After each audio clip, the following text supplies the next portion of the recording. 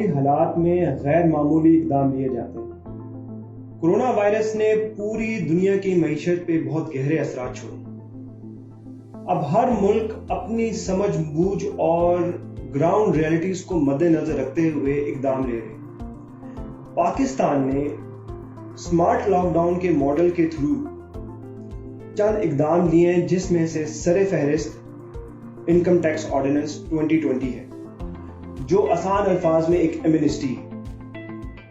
ये amnesty builder, developer और real estate के लोगों के लिए बनाई गई है। हम सबसे पहले बात करेंगे बिल्डर के ऊपर। बिल्डर्स के लिए एक चीज इंट्रोड्यूस की गई है, क्वालिफाइंग प्रोजेक्ट। क्वालिफाइंग प्रोजेक्ट क्या है, ये समझना बहुत लाजमी है। वो प्रोजेक्ट्स जो 17 अप्रैल 2020 के बाद अप्रूवल के लिए गए हैं और अप्रूव होंगे from the concern authority. Like for example, अगर आप इस्लामाबाद के ब्लू एरिया में प्रोजेक्ट कर रहे हैं तो इसकी जो कंसर्न अथॉरिटी है वो सीडीए है। तो सीडीए से इस प्रोजेक्ट को आपने 31 दिसंबर 2020 से पहले अप्रूव करवाना है और इसके बाद ये प्रोजेक्ट सितंबर 2022 से पहले इसको खत्म करना है। अच्छा, इस खत्म करने को भी थोड़ा सा मैं वजाहत कर दूं कि ये ग्रे स्ट्रक्चर का कॉन्सेप्ट है। अब ग्रे स्ट्रक्चर क्या है कि जब आपकी बिल्डिंग का आखिरी छत डलेगी, वो है ग्रे स्ट्रक्चर। कुछ स्टेप्स लेना बहुत जरूरी है बिल्डर के लिए, जिसमें से सरे फहरिस्त कि अगर आप ऑलरेडी बिल्डर रजिस्टर नहीं है एफबीआर के पास, तो आप इनके IRIS पोर्टल के थ्रू जाके सबसे पहले अपने आप को रजिस्टर कराएंगे। फिर अपना प्रोजेक्ट इनके पास जाकर आप रजिस्टर कराएंगे, तब आप इस क्वालिफाइंग प्रोजेक्ट के अंदर खुद क्वालिफाई करेंगे।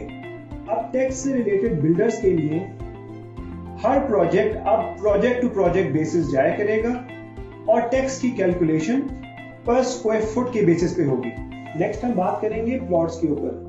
जो लोग प्लॉट्स खरीदेंगे इस एमनेस्टी के अंदर, उन लोगों को ये प्लॉट के नक्शे अप्रूव करवाने पड़ेंगे फ्रॉम दी कंसर्न अथॉरिटी, और वो इस मकसद से ये प्लॉट लेंगे कि इसके ऊपर उन्होंने कंस्ट्रक्शन करनी है।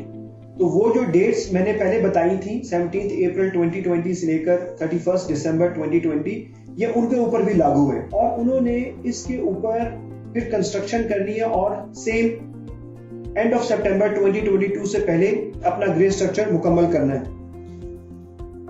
अब हम बात करेंगे वो लोग जो इन्वेस्टर्स हैं, आम बंदा जो डिफरेंट प्रोजेक्ट्स में इन्वेस्ट करना चाह रहा है, चाहे वो ओवरसीज पाकिस्तानी है या वो रेजिडेंट ऑफ पाकिस्तान है। अब वो ऐसे प्रोजेक्ट्स, यहाँ पे कोई अपार्टमेंट्स हैं, कोई शॉप्स हैं, कोई यूनिट्स हैं, वहां इन्वेस्टमेंट करना चाह रहा है। ये उनके लिए बहुत जरूरी है समझना कि वो ये इस एमनेस्टी से कैसा फायदा उठा सकते हैं। वो इस एमनेस्टी से सिर्फ उस वक्त फायदा उठा सकते हैं कि अगर वो क्वालिफाइंग प्रोजेक्ट्स में इन्वेस्टमेंट करें। ये बहुत जरूरी है और इसके लिए भी चंद चीजों का जानना बहुत लाजमी है।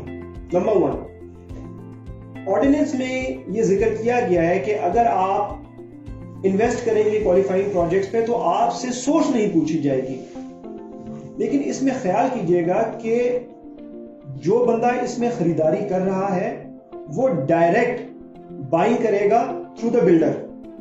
दरमियान में इंटरमीडिएटरी, लाइक आपने किसी ने चीज खरीदी हुई है और वो जाकर फिर उससे चीज खरीदता है, उस पर यह एमनेस्टी फॉल नहीं करती। कैश की जो यूटिलिटी है या इसकी एप्लीकेबिलिटी है, इसको भी समझना बहुत लाजमी है कि अगर किसी बंदे ने अपनी सोर्स डिक्लेयर नहीं करनी और उसके पास कैश मौजूद है, तो वो सबसे पहले इस कैश को नया बैंक अकाउंट खोलेगा जो 17 अप्रैल 2020 के बाद होगा। ये पैसे उसमें डालेगा और फिर थ्रू बैंकिंग चैनल यानी कि क्रॉस चेक के थ्रू डायरेक्ट बिल्डर को वो पेमेंट करेगा। नेक्स्ट हम बात करेंगे लैंड से रिलेटेड। वो लोग जिन्होंने अपनी वेल्थ स्टेटमेंट में किसी किस्म की जमीन शो नहीं की हुई थी या भूल गए थे, वो भी अभी इस एमनेस्टी से फायदा उठा सकते हैं, लेकिन इसके अंदर 2 बहुत इंपॉर्टेंट शराइत हैं। नंबर 1 कि ये जमीन इनके नाम पे होना लाजमी है और 17 अप्रैल 2020 से पहले इसकी मिल्कियत इनके पास होनी चाहिए थी। सेकंड, अब जब ये इस एमनेस्टी में ये लैंड शो करेंगे तो इसके फिर नक्शे अप्रूव करवाएंगे इसी टाइम फ्रेम के अंदर जो मैंने बताया, और इसको कंस्ट्रक्शन के पर्पस के लिए यूज करेंगे। जो और इकदाम इस एमनेस्टी के अंदर दिए गए हैं जिसमें से नंबर 1 CVD है, यानी कि कैपिटल वैल्यू टैक्स। इसको एबॉलिश कर दिया गया है, मतलब इसको खत्म कर दिया गया है। सिमिलरली जो विद होल्डिंग टैक्स है तमाम चीजों के ऊपर जो सिवाय सीमेंट और स्टील के, वो भी खत्म कर दिया गया है।